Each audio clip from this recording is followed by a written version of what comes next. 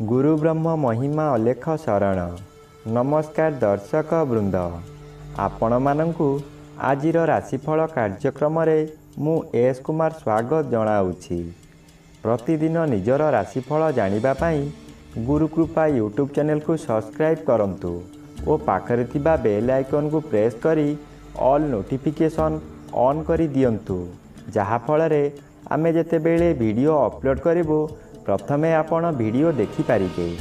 आमर यही वीडियो रे आपण संपूर्ण पंचांग सहित मेष ठारू मीन पर्यंत 12 गोटी राशिर राशिफल विषय रे जानि पारिबे। वीडियो को दयाकरी शेष पर्यंत देखंतु। वीडियोटी भल लागिथिले वीडियो को लाइक करंतु एवं आपणक प्रियजन पाखु शेयर करी जणांतु। एबे आसंतु जानिबा आज दिनर संपूर्ण पंचांग विषय। आज इंग्राजी 2026 मसीहा मई मास 7 तारिख गुरुवार, दिल्ली स्वराब्द सन 1433 साल, स्वाधीन भारताब्द 79 वर्ष, महिमाद 199 वर्ष। उत्कल गजपति श्री श्री गजपति दिव्य सिंह देव महाराजांकर 69 अंक। सौरस्व वैशाख मास 24 दिन। चांद्रमते ज्येष्ठ कृष्ण पक्ष पंचमी तिथि दिवा 7 घंटा 2 मिनिट पर्यंत। एहा परे षष्ठी तिथि। आजिर सूर्योदय विरजा क्षेत्र को 5 घंटा 12 मिनिट, मेष लग्न 3 दंड 8 लिता गते उदय। आजिर सूर्यास्त विरजा क्षेत्र को 6 घंटा 10 मिनिट, तुला लग्न 4 दंड 11 लिता गते अस्त। आज धनुचंद्र रात्रि 10 घंटा 8 मिनिट पर्यंत। एहा परे मकर चंद्र, पूर्वाषाढ़ा नक्षत्र अपराह्न 3 घंटा 37 मिनिट पर्यंत। आज जन्मित शिशुर धनु राशि क्षत्रिय वर्ण नरगण, रात्रि 10 घंटा 8 मिनिट गते मकर राशि शूद्र वर्ण नरगण। आज मृत व्यक्तिर अपराह्न 3 घंटा 37 मिनिट गते एक पाद पुष्कर दोष। निषिद्ध खाद्य आज निम्ब भोजन निषेध अटे। आजिर अमृत जोग रात्रि 1 घंटा 20 मिनिट गते शेष रात्रि 3 घंटा 45 मिनिट मध्य। आजिर महेन्द्र जोग प्रातरु प्रातः 6 घंटा 48 मिनिट मध्य एवं दिवा 9 घंटा 13 मिनिट गते 11 घंटा 36 मिनिट मध्य। आजिर काल बेला एवं 12 बेला दिवा 2 घंटा 40 मिनिट गते संध्या 6 घंटा 10 मिनिट मध्य। आजिर काल रात्रि रात्रि 12 घंटा 29 मिनिट गते 1 घंटा 55 मिनिट मध्य। आजिर राहु काल मध्याह्न 1 घंटा 30 मिनिट ठारू अपराह्न 3 घंटा मध्य। आज रात्रि 10 घंटा 8 मिनिट मध्य तुला राशि और कुंभ राशिर घात चंद्र। एहा परे सिंह राशिर घात चंद्र। घात नक्षत्र नाही। दिवा 7 घंटा 2 मिनिट गते मेष राशि और कर्कट राशिर घात तिथि। तुला राशि और कुंभ राशिर घात 12। प्रिय बंधुगण, एबे आसंतु जानिबा मेष ठारू मीन पर्यंत 12 गोटी राशिर राशिफल विषय रे। राशि चक्रर प्रथम राशि मेष राशि। आज मेष राशि जन्मित व्यक्ति मानक सकाशे जन्मर भी बाधा प्राप्त अछंती। अशुभ फल कम मिलिबो, किंतु नवम स्थान रे चंद्र गोचर करुथिबारु अशुभ फल मिलिबो। आज आपण शुभ कर्म रे योगदान करी बहु अर्थ व्यय करिवे, किंतु काहारी पाखरु प्रशंसा मिलिबो नाही। शेषरे आपण लोक आशा हेबे। आपणंकु लोक माने परिहास करिवे। आपणंकर अस्थिरता प्रकाश पाइब। आपण क्षोभ प्रकाश करिवे। मनरे दुर्बलता प्रकाश पाइब। एबे आसंतु जानिबा राशि चक्रर द्वितीय राशि वृष राशि विषय रे। आज वृष राशि जन्मित व्यक्ति मानक सकाशे अष्टम स्थान रे चंद्र गोचर करुछंती अशुभ फल प्रदान करिवे। अष्टम स्थान आयु स्थान और मारक स्थान। चंद्र एपरी एक ग्रह मृत्यु को मध्य मारी पारे।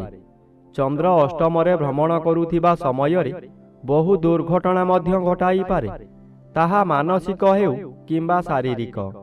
ଆଜି ନିଜକୁ ସତର୍କ ନ ରହିଲେ ନିଜ ଗୋଡ଼ରେ ନିଜେ କୁରାଢ଼ି ମାରିବା ସଦୃଶ୍ୟ ହେବ। ଏଣୁ ମନକୁ ଶାନ୍ତ ରଖନ୍ତୁ, ଆପଣଙ୍କର ବ୍ୟବହାର ଠିକ୍ ରଖନ୍ତୁ। ଏବେ ଆସନ୍ତୁ ଜାଣିବା ରାଶିଚକ୍ରର ତୃତୀୟ ରାଶି ମିଥୁନ ରାଶି ବିଷୟରେ। ଆଜି ମିଥୁନ ରାଶି ଜନ୍ମିତ ବ୍ୟକ୍ତିମାନଙ୍କ ସକାଶେ ସପ୍ତମ ସ୍ଥାନରେ ଚନ୍ଦ୍ର ଓ ଏକାଦଶ ସ୍ଥାନରେ ରବି ଗୋଚର କରୁଛନ୍ତି ଶୁଭ ଫଳ ପ୍ରଦାନ କରିବେ। ଆଜି ଆପଣଙ୍କ ପରିବାର ମଧ୍ୟରେ ହସ ଖୁସିର ଉତ୍ତମ ବାତାବରଣ ଆସିବ। ଏହି ସମୟରେ ଆପଣଙ୍କ ଜନ୍ମସ୍ଥାନ ଠାରୁ ଦୂରରୁ କିଛି ଖୁସି ଖବର ମିଳିବ। ଆପଣଙ୍କର ଆୟ ବୃଦ୍ଧି ହେବ। ସ୍ୱାମୀ କିମ୍ବା ସ୍ତ୍ରୀ ଜଣେ ଅନ୍ୟ ଜଣଙ୍କୁ ନିବିଡ଼ ଭାବରେ ଭଲ ପାଇବେ। ଆପଣ ଯାହା ବ୍ୟବସାୟ କରୁଛନ୍ତି ତହିଁରେ ଆଶାଠାରୁ ଅଧିକ ଆୟ ହେବ। ଆପଣ ଭବିଷ୍ୟତ ସକାଶେ ସଞ୍ଚୟ କରିପାରିବେ। ଏବେ ଆସନ୍ତୁ ଜାଣିବା ରାଶିଚକ୍ରର ଚତୁର୍ଥ ରାଶି କର୍କଟ ରାଶି ବିଷୟରେ। ଆଜି କର୍କଟ ରାଶି ଜନ୍ମିତ ବ୍ୟକ୍ତିମାନଙ୍କ ସକାଶେ ଷଷ୍ଠ ସ୍ଥାନରେ ଚନ୍ଦ୍ରଗୋଚର କରୁଛନ୍ତି ଶୁଭ ଫଳ ମିଳିବା କଥା, କିନ୍ତୁ ଅନ୍ୟ ଗ୍ରହ ଦ୍ୱାରା ବାଧା ପାଉଥିବାରୁ ଆଜି ପାରିବାରିକ କଳହ ଦେଖାଦିବ। କର୍ମରେ ବିଫଳତା ଆପଣଙ୍କର ଜ୍ଞାତି ଶତ୍ରୁମାନଙ୍କ ଦ୍ୱାରା ହେବ।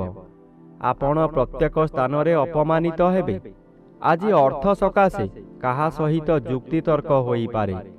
ବ୍ୟବସାୟରେ ବହୁତ କ୍ଷତି ହୋଇ ଆପଣଙ୍କର ମଥା ବିଚଳିତ ହୋଇଯିବ। ଆଜି ବିଦ୍ୟାର୍ଥୀମାନଙ୍କର ଜ୍ଞାନ ଲୋପ ହେବ। ଏବେ ଆସନ୍ତୁ ଜାଣିବା ରାଶିଚକ୍ରର ପଞ୍ଚମ ରାଶି ସିଂହ ରାଶି ବିଷୟରେ। ଆଜି ସିଂହ ରାଶି ଜନ୍ମିତ ବ୍ୟକ୍ତିମାନଙ୍କ ସକାଶେ ନବମ ରବି ଅଶୁଭ ଓ ପଞ୍ଚମ ସ୍ଥାନରେ ଚନ୍ଦ୍ରଗୋଚର କରୁଛନ୍ତି କୃଷ୍ଣପକ୍ଷ ହେତୁ ଅଶୁଭ ଫଳ ମିଳିବ।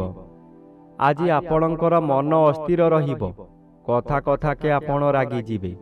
ଶରୀର ଅସୁସ୍ଥ ରହିବ। ଦୁଃଖ ଯନ୍ତ୍ରଣାରେ ଆପଣ ଜର୍ଜରିତ ହୋଇପଡ଼ିବେ। କରୁଥିବା କାର୍ଯ୍ୟରେ ବାଧା ଆସିବାରୁ ଆପଣ ହତାଶ ହୋଇପଡ଼ିବେ। ରାଗ ଶାନ୍ତ ନ କଲେ ବହୁ ଶତ୍ରୁ ସୃଷ୍ଟି ହେବେ। ପରିବାରରେ ପିଲାମାନେ ଅମାନିଆ ହୋଇଯିବେ। ଏବେ ଆସନ୍ତୁ ଜାଣିବା ରାଶିଚକ୍ରର ଷଷ୍ଠ ରାଶି କନ୍ୟା ରାଶି ବିଷୟରେ। ଆଜି କନ୍ୟା ରାଶି ଜନ୍ମିତ ବ୍ୟକ୍ତିମାନଙ୍କ ସକାଶେ ଚତୁର୍ଥ ସ୍ଥାନରେ ଚନ୍ଦ୍ରଗୋଚର କରୁଛନ୍ତି କୃଷ୍ଣପକ୍ଷ ଚତୁର୍ଥ ଚନ୍ଦ୍ର ଶୁଭ ଫଳ ମିଳିବ। ଆଜି କୌଣସି ବନ୍ଧୁଙ୍କ ଦ୍ୱାରା ଆପଣ ଉନ୍ନତି ପଥରେ ଆଗେଇ ଚାଲିବେ। ହଠାତ୍ ଅର୍ଥ ବ୍ୟୟ ହେଲେ ମଧ୍ୟ କୌଣସି ଠାରୁ ଅର୍ଥ ମିଳିଯିବ। ଆପଣ ଖୁସିରେ ରହିବେ। ମାନସିକ ଅଶାନ୍ତି ପରିବର୍ତ୍ତେ ମାନସିକ ଶାନ୍ତି ମିଳିବ। ଆଜି ହଠାତ୍ କୌଣସି ସ୍ଥାନରୁ ଶୁଭ ଖବର ପାଇ ଆପଣ ବିଦେଶ ଯାତ୍ରା କରିପାରନ୍ତି। ମନରେ ଆନନ୍ଦ ଉତ୍ସାହ ଭରି ଉଠିବ। ଏବେ ଆସନ୍ତୁ ଜାଣିବା ରାଶିଚକ୍ରର ସପ୍ତମ ରାଶି ତୁଳା ରାଶି ବିଷୟରେ।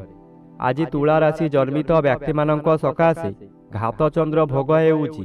ଘାତଚନ୍ଦ୍ର ସର୍ବଦା ଅଶୁଭ କରାଇବ। ଘାତବାର ଅଶୁଭକୁ ବୃଦ୍ଧି କରାଇବ। ଆଜି ଘରେ ବାହାରେ ପ୍ରତ୍ୟେକ ସ୍ଥାନରେ ଆପଣ ଅପଦସ୍ଥ ହେବେ। ଆପଣଙ୍କର ବହୁ ପରିମାଣର ବ୍ୟୟ ହେବ। ଶରୀର ଅସୁସ୍ଥ ରହିବ। ମଥା ବିଚଳିତ ହେବା କାରଣରୁ ରାସ୍ତା ଦୁର୍ଘଟଣା ମଧ୍ୟ ହୋଇପାରେ।